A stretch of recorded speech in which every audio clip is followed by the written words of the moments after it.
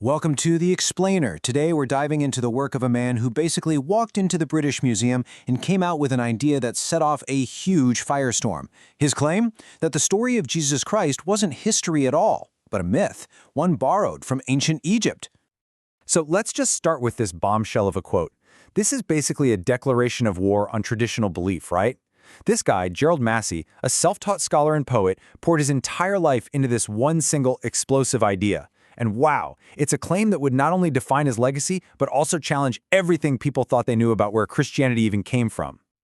And you know, what's so interesting about Massey is that he wasn't some university-trained academic. Nope, he was a poet, a literary guy, who literally taught himself how to read Egyptian hieroglyphs just by spending decades in the British Museum. And that outsider perspective, it's absolutely crucial for understanding just how radical his ideas were.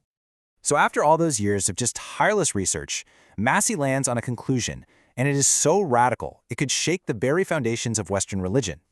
This is the core of it all. Okay, so Massey's claim was audacious, to say the least. He basically argued that the life of Jesus wasn't a historical event. Instead, he said it was a retelling of the myth of the Egyptian sun god Horus. So in his mind, the Gospels weren't some divinely inspired text.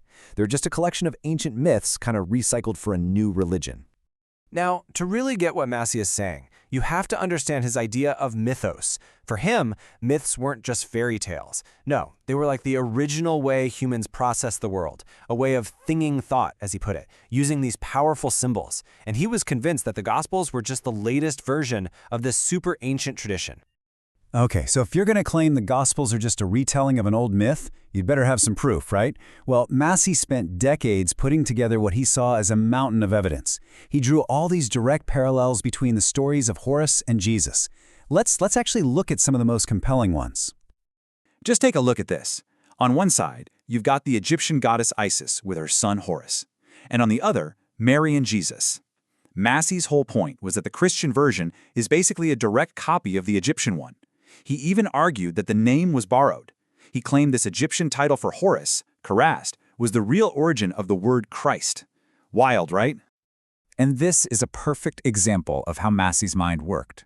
He'd take a detail that seems kind of minor, like Jesus walking on water during the fourth watch, and connect it straight back to the daily cycle of the sun. To him, this was solid proof that Jesus was a solar god, just like Horus, who walked on the waters as he rose at dawn.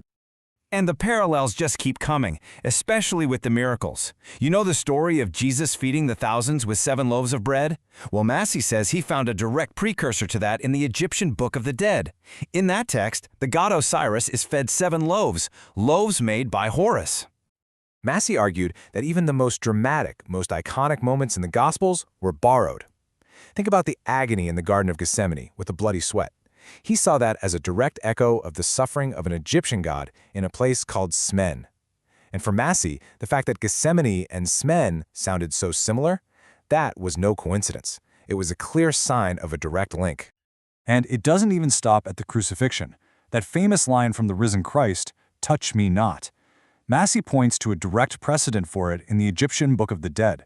There's a similar warning given about the risen god Osiris. For Massey, this was just another nail in the coffin, more evidence that the Jesus story was a myth.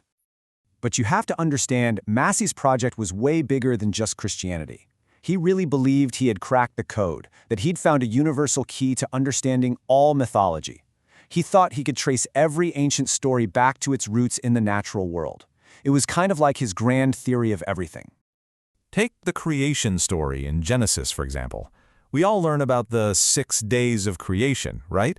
But Massey pointed out that if you actually count the commands, the let there be parts, you get 8 distinct creative acts. And he connected that to the Egypto-Gnostic octoad, which was this ancient Egyptian idea of 8 primary creator gods. And he used this same natural origins lens for the concept of evil, too. The devil? Massey argued that he didn't start out as this moral figure of evil.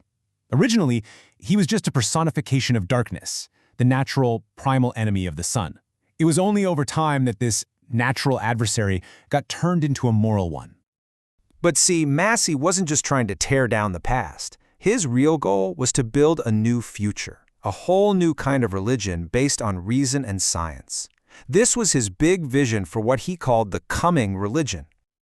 So this coming religion that Massey envisioned, it would swap out faith for facts and superstition for science. Instead of obsessing over some mythical fall from grace, his new religion would celebrate humanity's constant ascent, our upward climb through knowledge and progress. He put it really bluntly. He said, "It is a sad farce for you to pray for God to work a miracle when you are doing all you can to prevent it." I mean, for Massey, progress was all about human effort, not waiting for some divine intervention. He believed our story wasn't about a fall from grace, but about our constant, ongoing struggle to climb higher. So, what's the big takeaway from all this? Massey's life's work was basically this monumental, passionate attempt to shake the world awake. He saw everyone as being trapped in this centuries-long dream where they were mistaking ancient myths for actual history. He wanted to peel back all those layers of religion and show the natural world, the real phenomena hiding at the core. So in the end, whether you think Massey was a brilliant visionary or just completely off the rails, his work kind of forces us to ask a really tough question.